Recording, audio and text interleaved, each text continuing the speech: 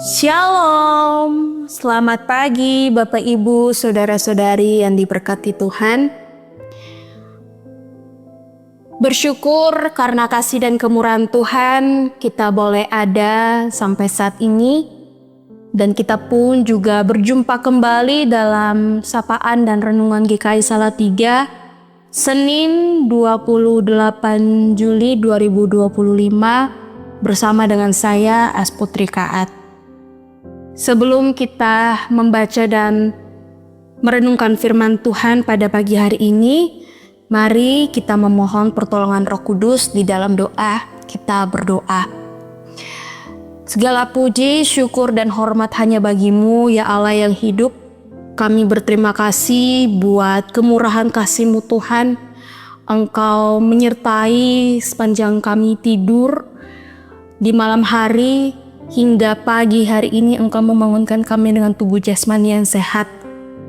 Ya Allah, saat ini kami akan mendengarkan kebenaran firman-Mu untuk kami boleh memulai aktivitas kami. Kiranya Tuhan boleh membuka hati dan pikiran kami, sehingga kebenaran firman-Mu yang Engkau taburkan bagi kami boleh kami terima dengan sukacita, dan kami boleh menghidupkan kebenaran firman-Mu dalam kehidupan kami hari lepas hari. Terpujilah nama-Mu, dalam nama anak-Mu Yesus Kristus, firman yang hidup kami berdoa dan mengucap syukur. Amin. Firman Tuhan pada pagi hari ini diambil dari kitab Hakim-Hakim pasal 6 ayat 15 hingga ayat 16. Hakim-Hakim pasal 6 ayat 15 hingga ayat yang ke-16. Tetapi jawabnya kepadanya, "Ah Tuhanku, dengan apakah akan kuselamatkan orang Israel? Ketahuilah, kaumku adalah yang paling kecil di antara kaum Manasye, dan aku pun seorang yang paling muda di antara kaum keluargaku." Berfirmanlah Tuhan kepadanya, "Tetapi akulah yang menyertai engkau, sebab itu engkau akan memukul kalah orang Midian itu sampai habis." Bapak Ibu, Saudara-saudari yang diberkati Tuhan, firman Tuhan yang telah kita baca kita akan merenungkan bersama dalam tema tetap percaya kepadanya. Bapak Ibu, Saudara-saudari yang diberkati Tuhan, ada seorang gadis muda yang telah bertahun-tahun menderita sakit parah. Hari demi hari ia lewati hanya dengan berbaring di tempat tidur sambil merenungkan nasibnya. Sesekali kedua matanya memandang ke arah jendela, kepada kerabat dan saudaranya. Gadis itu sering berkata bahwa ia akan meninggal dunia bila semua daun dari pohon anggur yang tumbuh di luar jendela kamarnya itu gugur. Satu demi satu daun anggur tersebut memang mulai berguguran. Gadis itu pun mulai bersikap pasrah untuk menyambut kematiannya. Namun, tunggu punya tunggu, daun terakhir yang tergantung pada batang itu tidak kunjung gugur. Kematian tidak kunjung datang menjemputnya. Hingga pada suatu hari, ketika kedua kakinya mulai kuat, ia berjalan-jalan di luar kamarnya. Gadis itu akhirnya menemukan sebuah kebenaran perihal selembar daun anggur yang tidak kunjung gugur itu.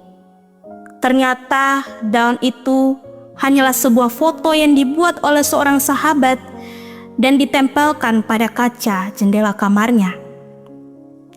Dalam Alkitab tercatat ada tokoh yang juga merasa kecil, lemah, tanpa kekuatan, sehingga tidak berani bertindak.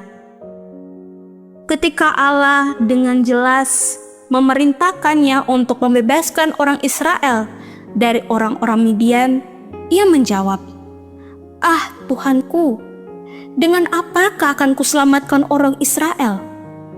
Ketahuilah, kaumku adalah yang paling kecil di antara suku Manasye, dan aku pun seorang yang paling muda di antara kaum keluargaku.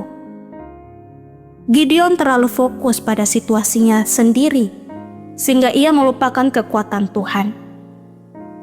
Sikap Gideon bertolak belakang dengan arti namanya, si penghancur atau pahlawan perkasa. Apa yang harus kita lakukan agar pikiran kita tidak terfokus pada keadaan saja?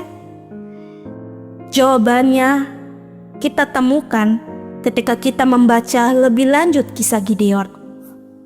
Gideon akhirnya membuka hatinya, percaya kepada Tuhan, dan melakukan segala perintahnya.